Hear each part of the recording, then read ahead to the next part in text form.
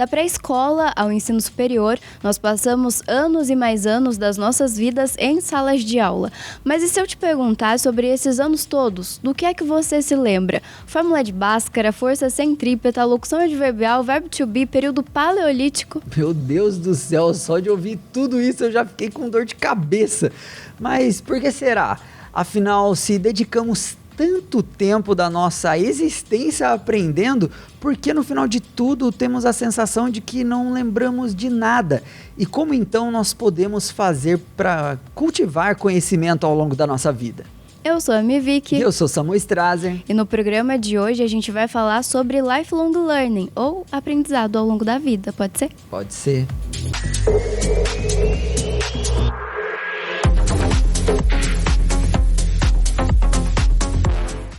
Oi gente, tá começando o Pode Ser e no episódio de hoje a gente vai falar sobre lifelong learning, né, que em português seria esse aprendizado ao longo da vida. Aprendendo ao longo da vida. Aprendendo ao longo da vida, né, ao longo do tempo. E faz muito tempo que eu aprendi, eu escutei esse termo pela primeira vez. E desde que eu escutei esse termo, né, lifelong learning...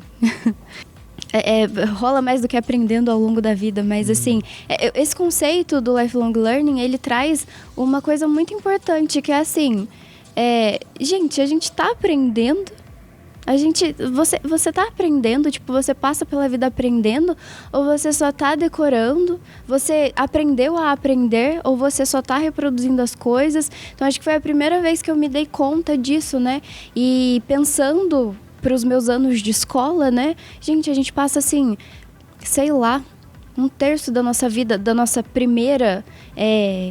primeiros anos de vida na escola. A gente passa muitas horas na escola, desde a pré-escola, né? Prézinho, ensino fundamental 1 e 2, ensino médio. Se a gente, né, vai para o ensino superior, todos os dias da nossa vida a gente vai para a escola. Parece que nunca vai acabar.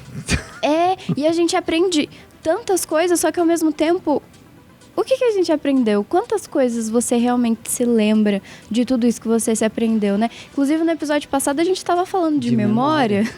E assim, a gente trouxe esse tema justamente por isso, porque o aprendizado, se ele não tá ligado, né, a uma sensação também da vida, se o aprendizado, ele não vira memória, se ele não é relevante o suficiente para virar memória, então ele não acontece, ele assim. Vai embora. Uhum. Ele vira uma memória de curta duração. De curta duração, ali de 3 a 6 horas, às vezes nem isso, né? Exatamente. Faz igual a Dory. Oi, tudo bem? Tem que estudar pra caramba antes da prova pra você relembrar tudo, porque aprender mesmo, você não aprendeu, você decorou.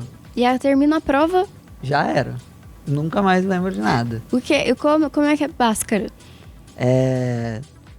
Alguma coisa mais ou menos a raiz quadrada de delta sobre 2A. É isso, foi aí, é isso. Força centrípeta. Eu sei que tem centro, então é a força que, né, empurra você pro centro. É puramente, assim, achismo por causa da palavra. Então. Não lembro das aulas, assim. O período paleolítico. O que é isso? O que é paleolítico? Tinha dinossauro ou não? É Jurássico, não é? Pré-história, eu acho. Né? Assim, eu realmente não lembro direito das coisas e a gente... só que assim, por mais que a gente esteja, né, rindo aqui, é muito sério, é muito grave a gente falar sobre o nosso sistema de ensino, porque é muito tempo de vida perdido se a gente parar pra pensar que a gente aprende tanta coisa todos os dias, só que quando a gente chega na vida adulta, né, a gente pouco lembra das coisas e pouco usa esses ensinamentos. E sabe, Vicky, eu lendo pro episódio de hoje, eu tava lembrando da época de escola e esse episódio veio logo na sequência do episódio de memória, né? E assim, eu lembro de muita coisa da época da escola, de várias, né, dos meus colegas e tal, dos títulos das matérias eu lembro de muita coisa e tal, porém... eu não lembro do meu processo de aprendizagem, sabe? Então, a questão é que realmente a gente não aprende a aprender, a gente aprende a decorar, né? Então, se a gente não lembra do processo de aprendizagem, a gente tem que aprender tudo de novo, né? Eu tive uma experiência muito interessante que Na faculdade eu tive aula de matemática, mesmo fazendo jornalismo eu tive aula de matemática. E quando eu estava já adulto, eu me interessava por matemática. Eu trabalhei na indústria, eu fiz projetos, então eu comecei a me interessar por matemática e aí fui fazer jornalismo, tive que estudar matemática de novo e aí eu comecei a estudar com o meu pai, que é professor de matemática. E aí fixou pra caramba, porque era um momento que eu estudava junto com meu pai, sabe? E na época que eu era criança, eu não tinha esses momentos. Então, porque eu relacionei esse processo de aprendizagem com um momento legal da minha vida, né? Inclusive o meu pai relembrando várias coisas de matemática comigo, foi muito legal. E aí, tipo, eu consigo lembrar de muita coisa que eu estudei com meu pai, mas das coisas que eu estudei no ensino médio, não. Muito legal isso que essa lembrança que você tem com seu pai, essa memória que você tem com o seu pai. E, por exemplo, você falou matemática, né? Já vem umas memórias aqui, de nenhuma fórmula, mas vem uma sensação assim amarga, sabe? De tipo, nossa. Então assim, as memórias que eu tenho das aulas de matemática são de, meu Deus, me tira daqui. Não lembro das fórmulas e dos ensinos, mas eu lembro que não era muito legal. Eu ainda tenho trauma do termo log, porque mano, tudo foi, entendeu? Log não, log foi decoreba mesmo. E, gente, só pra gente trazer aqui uma curiosidade importante para vocês, vou citar aqui algumas informações do professor Fernando Granato, que é um educador. Inclusive, essas informações estão num TED Talks que ele fez. Você fala TED Talks ou TEDx? Eu falo TED Talks. Já ouvi as pessoas falando de todos os jeitos. Um TED, né? Ele tem um TED em que ele fala exatamente sobre isso, né? Sobre a importância de aprender ao longo da vida, de ser o protagonismo, de você ser o protagonista do seu aprendizado. E ele fala assim, ele faz uma comparação muito interessante, que é comparar as salas de aulas com o mercado de trabalho. Então ele fala assim, imagina hoje o seu local de trabalho. Tem computadores, se você pensa numa empresa, talvez ali uma máquina faz uma função que há 100 anos atrás não existia, tudo era muito manual, as pessoas... Se você pensa no mercado de trabalho há 100 anos atrás e hoje, tudo completamente diferente. Antes a galera, sei lá, escrevia as coisas à mão, fazia o quê? Um xerox, sei lá como era, nem sei se há 100 anos atrás tinha xerox. O que será que tinha? Sei lá, não sei. Tinha que escrever numa filipeta. Datilografar, sei lá como é que era. Hoje, a gente manda uma mensagem de texto, é instantâneo, o e-mail é muito rápido. As máquinas, né? O que a gente tinha antes, o que a gente tem hoje. E daí, ele faz essa comparação de... Pensa em como as salas de aula são hoje e como elas eram há 100 anos atrás. Elas são exatamente iguais. São ali a lousa, o professor, os alunos enfileirados em carteiras. Então, ele conta, né, que esse... sistema, né, de ensino que data da primeira revolução industrial muito se assemelha a um ambiente fabril e também coloca os alunos nesse comportamento de funcionário de fábrica. Então assim, você tem que ficar sentado, você tem que botão, repetindo exatamente, você tem que copiar o que te mandaram, não pode levantar, tem que esperar o intervalo para sair se você quiser comer. Então assim, tantas coisas evoluíram e o nosso sistema de ensino continua o mesmo. E assim, por que o lifelong learning é importante, né? Porque, galera, a gente tá em constante evolução. Antigamente as coisas demoravam... Muito antigamente. Demorava 1000 anos para ter uma mudança significativa na sociedade. Aí passou um tempo, começou a demorar 100 anos para as coisas mudarem na sociedade. Aí passou mais um tempo ainda, de 20 em 20 anos, era como se fosse outro planeta. E hoje em dia, se você pensar em 10 anos atrás, em 5 anos atrás, tipo assim, 10 anos atrás, 2014, a gente tava começando a usar o WhatsApp, né? Acho que todas essas redes, né? Twitter, Instagram, nem sei se tinha em 2014. Isso, o YouTube estava se popularizando ainda pelo mundo. Negócio de streaming, a gente não tinha isso. A gente muita gente assistia, ainda comprava muito DVDzinho pirata para conseguir assistir os filmes. Nossa, sim, assistia. Quantas vezes não assisti Procurando Nemo na fita?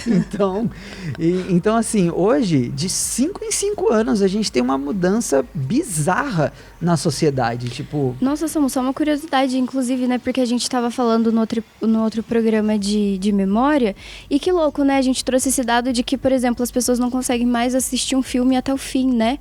E que louco, antes, há 10 anos atrás, a gente assistia o mesmo filme várias vezes. E 10 anos atrás, não é muito tempo, exatamente. Né? E daí a gente muda para uma época agora em que as pessoas têm dificuldades de escolher o filme e quando escolhe de terminar esse filme. E de prestar atenção no filme. As gerações mais novas, né, tipo geração alfa, os meus primos mais novinhos, eles não sentam pra assistir filme de jeito nenhum. Consegue. Quando a gente era criancinha, imagina, a gente ficava horas e mais horas assistindo o mesmo desenho várias vezes. Exatamente. Gente, vamos pro intervalo, daqui a pouquinho a gente vai falar um pouco mais sobre os processos de aprendizado ao longo da vida.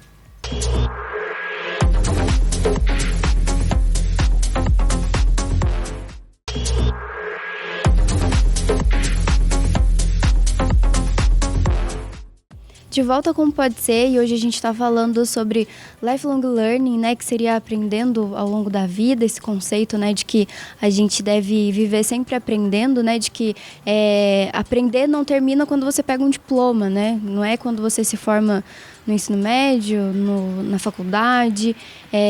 Os aprendizados, eles devem permanecer ao longo da nossa vida, né? Eles são benéficos a qualquer idade. Não tem idade nem para começar e nem para parar de estudar, né? Todo mundo, a gente está sempre aprendendo alguma coisa.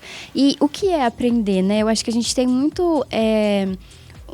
talvez uma barreira, só quando a gente fala de aprendizado, que a gente pensa, né, nesse sistema meio industrial, né, do sistema de ensino que a gente tem, que é aquilo de você senta, escuta, copia, às vezes não entende direito o que está acontecendo, e não culpando professores, enfim, a gente sabe que, inclusive a gente até tem um episódio sobre professores, né, e a gente sabe que o sistema de ensino é muito complexo, né, são às vezes muitos alunos por sala, às vezes a escola também não tem a estrutura adequada, então é bem complicado falar sobre esse assunto, né?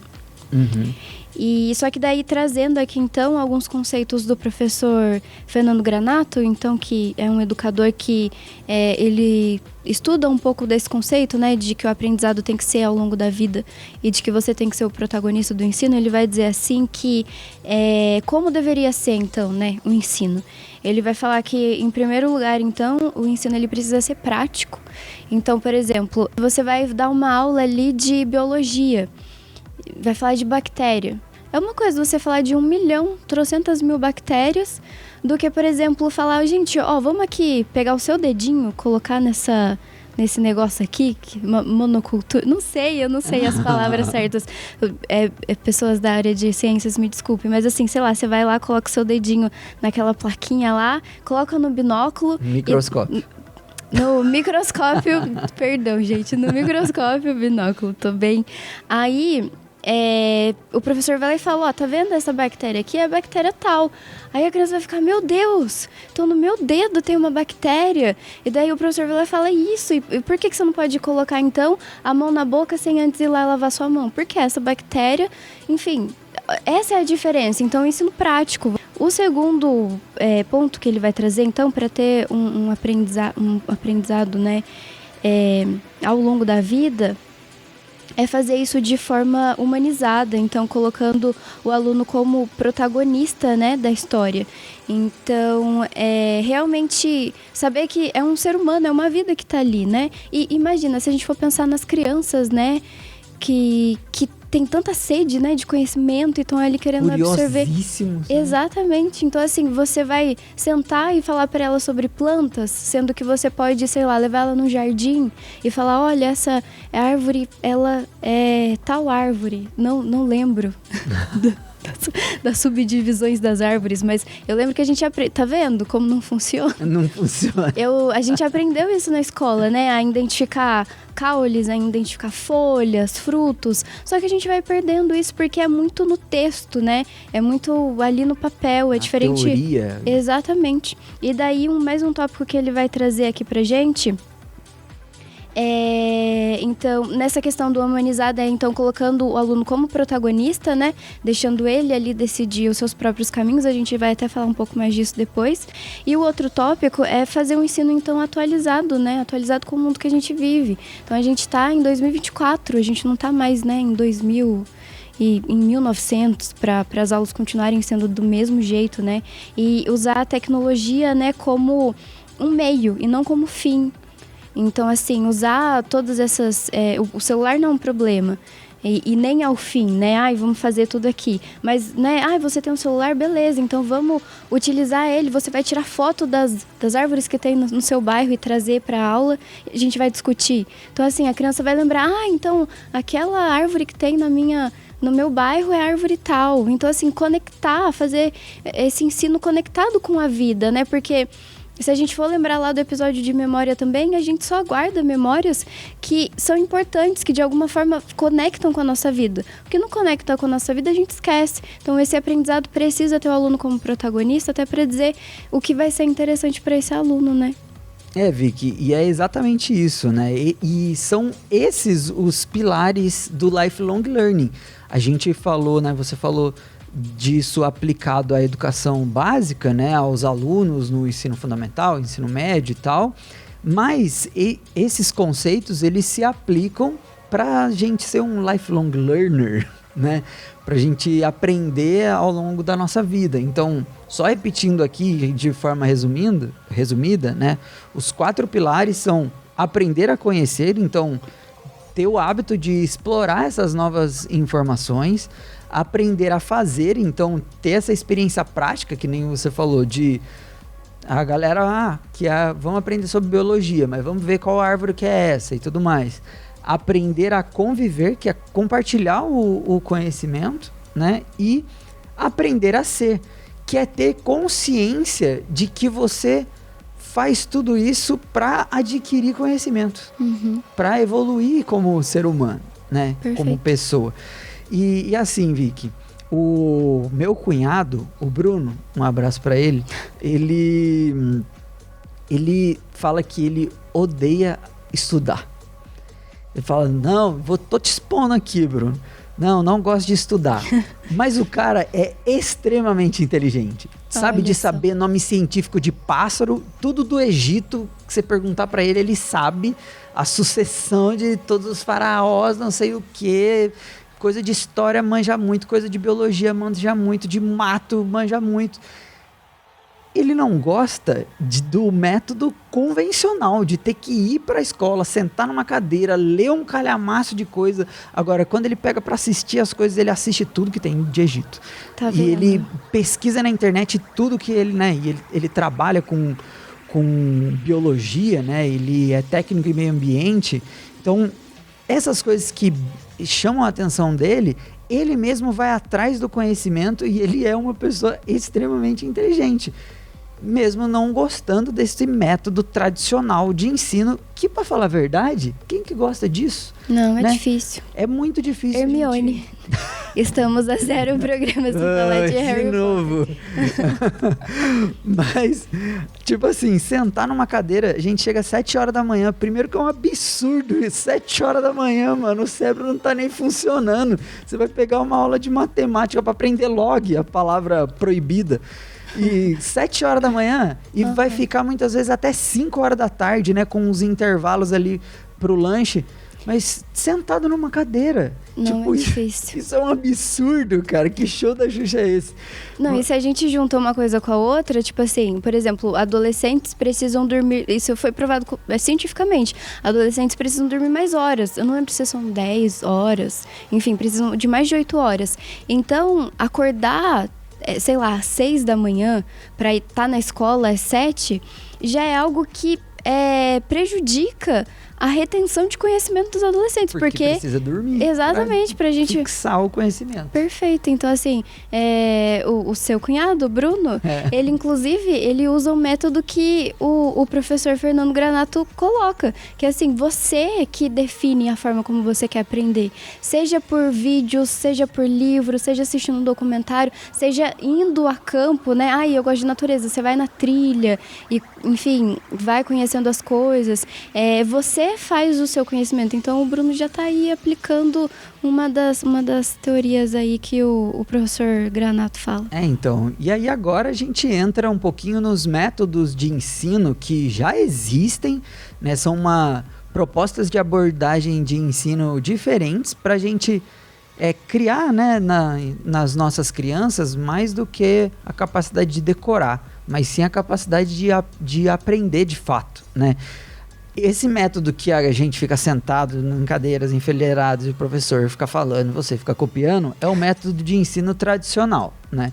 Mas a gente tem vários outros, né, que existem. Vamos abordar algum deles agora. Então a gente tem a aprendizagem por desafio, onde o aluno ele é incentivado a encontrar soluções para um contexto. Então, por exemplo, a gente tem alguns programas da rede pública e tudo mais, de programação, né, que a galerinha vai montar um robozinho e no final do semestre o robozinho ele tem que fazer uma atividade. Uhum. Então o objetivo é, sei lá, cumprir um percurso, passar por alguma barreira. E então eles são desafiados a construir isso. E no meio desse processo, né, tem alguns programas aqui da Prefeitura de São José dos Campos que montam um time de pessoas de várias áreas, né, de alunos que vão ter várias responsabilidades. Então tem o aluno que ele vai captar recurso para fazer o robô. Aí tem a galera que vai fazer a parte de programação do robô. Aí tem a galera que vai montar o robô. Então, assim, são várias coisas que os alunos eles aprendem através desse desafio, uhum, né? E é muito interessante esse método de aprendizagem também. Tem o montessoriano, né, que a criança ela é estimulada a aprender sozinha, né, a observar os conhecimentos, as curiosidades dela e ir atrás desse conhecimento. Tem um método construtivista, onde o aluno ele é protagonista no processo de aprendizagem, né? O conhecimento ele é estimulado a partir das experiências da pessoa. E até daqui a pouco a gente vai falar um pouco de Paulo Freire, que é um grande educador brasileiro, que é mais ou menos isso.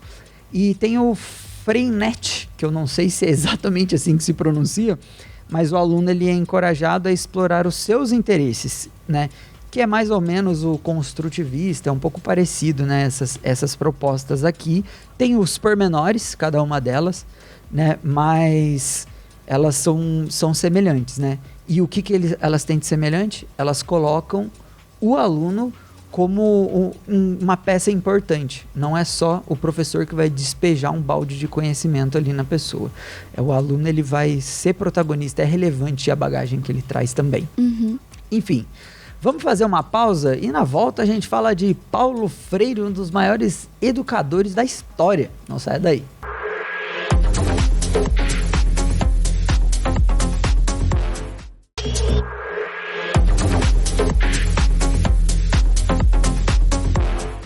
De volta, como pode ser, e vi que falar um pouquinho sobre Paulo Freire, né, que é um grande educador brasileiro, inclusive reconhecido internacionalmente, né? Uhum. Ele teve alguns métodos de abordagem diferente, né, de ensino, e ficou muito marcado, né, na história brasileira essa questão, porque pela primeira vez no Brasil a experiência, né, a bagagem do aluno foi levado em consideração pelo professor na hora de ensinar. E isso funcionou pra caramba, entendeu? Então, assim, uma das provas disso é o Paulo Freire ele desenvolveu o método dele e foi aplicar. Ele pegou pessoas que trabalhavam na lavoura, né, com cana-de-açúcar, que eram analfabetos, e ele alfabetizou essas pessoas em 45 dias. Em 45 dias, as pessoas analfabetas aprenderam a ler e escrever, né, com esse método, que consiste, né, algumas características desse método, vou falar agora, que é conectar a educação ao cotidiano, né, dos estudantes, considerar o professor e o aluno como sujeitos na construção do conhecimento. Então, o aluno e o professor, eles vão adquirir um conhecimento juntos, uhum, né? Enfatizar o poder transformador da palavra, utilizar palavras próximas à realidade dos alunos. Então, assim, você vai alfabetizar uma criança e você vai ensinar ela a falar paralelepípedo? Tipo, não faz parte do dia dela, né? Você vai falar, tipo, ensinar falando maçã. Maçã a criança come, entendeu? Amor, mãe, pai, aprender a escrever seu nome. Então, são palavras próximas do cotidiano, da realidade dos alunos, né? Inclusive da realidade social dos alunos, e reduzir o número de palavras geradoras. Então, assim, o Paulo Freire fez essa experiência, né, com 300 cortadores de cana-de-açúcar lá no Rio Grande do Norte, e eles foram alfabetizados em 45 dias. Não, é impressionante. Realmente, Paulo Freire aí deixou uma riqueza, assim, sobre aprender a aprender, né? E assim, a grande questão, né, existe inclusive um debate muito grande, né, sobre se esse método do Paulo Freire já não precisa de mais uma atualização, né? Hoje em dia a gente discute muito, né, isso na área da educação. Mas a grande questão é que teve uma virada de chave, né, de colocar o aluno como uma parte do processo, né? Ele não é só alguém que recebe a informação. E é lógico que o aluno ele não tem que ser sozinho. Não é assim, então o aluno que decide a maneira que ele vai aprender não vai virar um caos na escola, né? O aluno que decide se ele vai ficar dentro ou fora da sala de aula, se ele vai, que horas que ele chega, que hora que ele sai da escola. Não é isso que esses métodos propõem, né? Precisa de uma regra também para ordenar toda essa galera que vai para a escola, né? Então, precisa de um método por trás disso e de regras para o jogo da aprendizagem. Mas a grande questão é que o aluno precisa ser parte dessa equação e não só o resultado dela. O aluno não é um robozinho, né, que vai só lá copiando tudo que o professor fala. O professor é esse mentor que ajuda o aluno a se encontrar, né, a descobrir as suas forças, né. Eu lembro que, por exemplo, eu passava muito tempo estudando matemática, porque eu era ruim nisso, e daí eu gastava todo o meu tempo nisso, quando na verdade eu podia estar estudando literatura, que era o que eu gostava, podia estar desenvolvendo meus conhecimentos nisso. Então, o Lifelong Learner também é sobre isso, né, sobre aprender. Exatamente. Se autoconhecer e aprender aquilo que você gosta. Sim, e assim, a gente acabou falando bastante sobre a educação básica, né? Mas é importante todo mundo entender que na educação básica a gente precisa aprender a aprender para ao longo da vida a gente continuar com essa habilidade, que é a habilidade mais valiosa que existe, cara. Você pode pegar uma pessoa que tem um nível técnico, uma formação, etc e tal, e ela vai ser menos valiosa que um cara que é curioso e aprende fácil. Tá todo dia aprendendo um pouco mais, né? Exatamente. Aprender pode ser um hobby quando você aprende sobre algo que você gosta. É isso aí. E, gente, muita coisa a gente falou, o programa já tá acabando, a gente vai ficando por aqui, né, Samu? É isso aí. Voltamos na semana que vem para você aprender uma coisa nova com a gente e a gente também. Até mais.